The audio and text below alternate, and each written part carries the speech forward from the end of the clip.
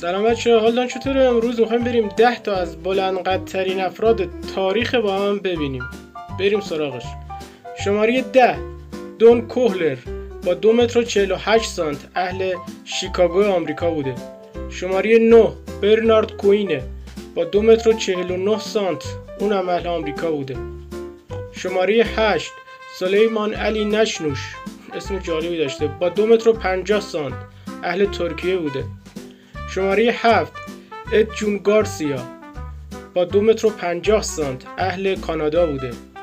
شماره 6 ویکوم شهاب الدین یوسف با 2 متر و 51 سانت اهل فنلاند بوده. شماره 5 یه خانم بوده، خانم تری شاب، معروف دوشیزه یخی، با 2 متر و 54 سانت اهل هلند بوده.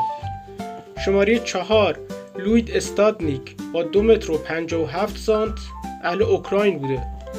شماره 3 جان اف کارول با 2 متر و 64 سانتی متر اهل نیویورک بوده، نیویورک آمریکا.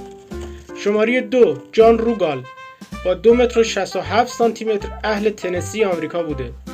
و شماره 1 و بلندقدترین فرد تاریخ رابرت وادلو با 2 متر و 72 سانت اهل ایلینویز آمریکا بوده.